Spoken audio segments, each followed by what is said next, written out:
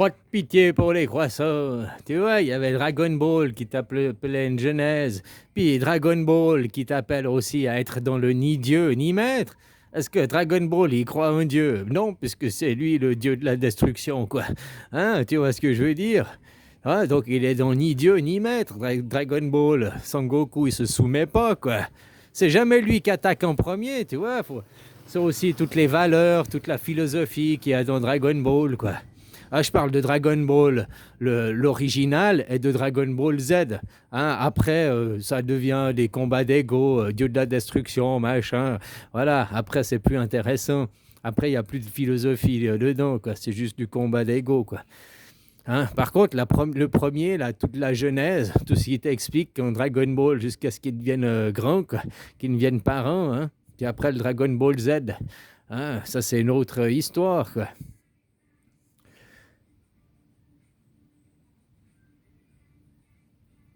Ouais, il attaque jamais en premier, Dragon Ball. Il se fait toujours attaquer.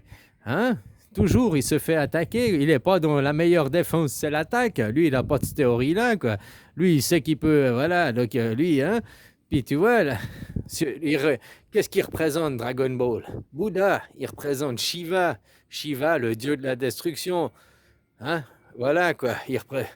Hein, il représente le temps, quoi. Parce que le dieu de la destruction, quel est ce qui est, voilà, il existe quatre éléments plus le cinquième élément. Les quatre éléments plus le cinquième élément, c'est qui? C'est le temps. Le temps, c'est le cinquième élément. Parce que sans l'élément du temps, le temps tout seul, il peut vivre, mais il sert à rien s'il n'y avait pas d'éléments, s'il n'y avait pas de matière. Qu'est-ce que tu veux que le temps y fasse?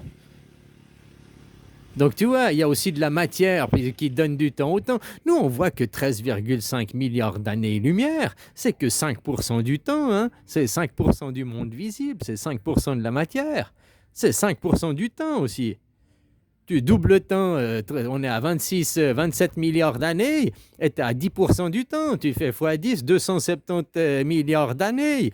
Potentiel, voilà, depuis la création du Big Bang, quoi, en théorie.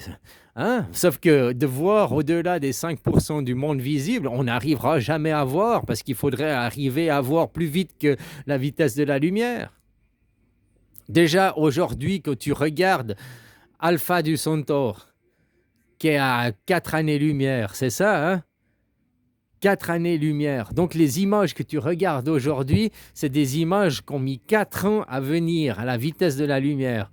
Donc si aujourd'hui, Alpha du Centaure, aujourd'hui, elle explose, boum, il faudra 4 ans avant qu'on voie, nous, l'explosion avec nos télescopes, là, qu'on arrive à voir l'explosion, boum. Donc tu vois, quand aujourd'hui on va regarder, je ne sais pas, les piliers des constellations, des machins, puis qu'on te dit, ce système, il a 6 milliards d'années-lumière, ou 2 milliards d'années-lumière. Ça veut dire que l'image que tu es en train de regarder dans le télescope, dans Hubble, là, le machin, les images qu'on est en train de nous montrer, elle a 2 milliards d'années. Ça ne veut pas dire qu'aujourd'hui, ici et maintenant, si tu regardais l'image, elle serait toujours la même. Peut-être c'est devenu un soleil et puis qu'il y a une planète, comme nous. Si maintenant on se place dans l'effet inverse, dans le contexte inverse, si j'étais sur une planète qui est dans un système solaire qui a 6 milliards d'années-lumière de nous, et que je regardais ici la Terre, alors déjà, je ne verrais pas le Soleil, puisque le Soleil, il n'a que 4 milliards, il a que 4 milliards d'années. Donc, si moi je suis 6 milliards et demi d'années en arrière, je regarde ici, c'est vide, il n'y a rien. Il n'y a rien, il n'y a pas de soleil, il n'est encore pas créé. Il y a 4 milliards, tu comprends? Nous, l'image qu'on regarde qui a 6 milliards et demi d'années en arrière, s'il y avait quelqu'un, une planète là-bas, qui est en train de nous regarder et nous observer, il y a 6 milliards et demi d'années en arrière, on n'existait pas, on n'était même pas là. Donc lui, il regarderait, il scruterait l'horizon, il scruterait le ciel et il dirait, c'est vide, il n'y a rien là-bas.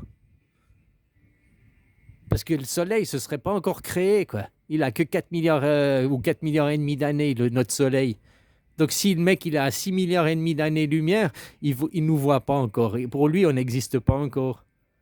Donc nous, quand on regarde des images qui ont 6 milliards et demi d'années, aujourd'hui, ici et maintenant, il est comment le... Peut-être, vu que nous, il n'y a que 4 milliards et demi d'années qu'on a un soleil puis qu'il y a une Terre, eux, ils ont 6 milliards et demi d'années qu'on regarde, ben, peut-être qu'il y a la Terre aussi plus en avance que nous, quoi. Ils ont déjà fait tout ce que nous on fait, ils l'ont fait 2 milliards et demi d'années avant nous. Si maintenant tu étais quelqu'un qui est 2 milliards et demi d'années en arrière, bon, alors il regarderait ici, il verrait le soleil, il verrait déjà le soleil créé, puis il y aurait déjà les planètes, je crois, il y a 2 milliards et demi d'années, quoi. Donc il verrait déjà les planètes et le système solaire. Mais est-ce qu'il se dirait, oh, tiens, il y a la Terre, elle a combien d'années? J'ai oublié, quoi. Ou peut-être il verrait la Terre, mais sans sa lune encore, tu vois. Il dirait, ouais, il y a une Terre, mais il n'y a pas de lune. S'il n'y a pas de lune, c'est pas habitable. Tu vois, parce que dans leur théorie, il serait peut-être, oui, il y a des géoplanètes, mais si la géoplanète ne comporte pas de lune, alors c'est un système inhabitable. Peut-être que eux ils qualifient comme ça dans leur monde. Alors ils regardent la Terre, puis ils la voient, la lune, elle a que 400 millions d'années. Donc ils regardent la Terre, ils disent, oui, mais il n'y a pas de lune là-bas. Pour- Donc il n'y a pas la vie. Parce que d'après leurs critères, d'après leur machin, et l'image ils voient l'image de nous il y a 2 milliards d'années. Ils ne voient pas l'image de nous aujourd'hui, ici et maintenant. Il faudra attendre 2 milliards d'années pour qu'ils voient, ah, sur la Lune, sur la Terre, il y a eu un satellite, maintenant il y a le potentiel d'avoir la vie. Ils viendront ici, puis la Terre, elle aura disparu, elle sera morte. Il n'y aura plus rien, parce que, tu vois, tu comprends l'idée que je veux dire, quoi. Faut pas oublier toutes ces images d'hyper. Par contre, quand on vient dans le monde de l'infiniment petit, on part que d'une source, que d'un seul rayonnement, que d'une seule émanation. Là, la lumière du soleil, elle traverse ton corps, elle passe à travers ton corps. Oh, tu me diras, mais non, je fais une ombre. Ouais, mais ça, c'est dans le monde visible. Les protons, ils traversent ton corps, ils traversent même le centre de la Terre.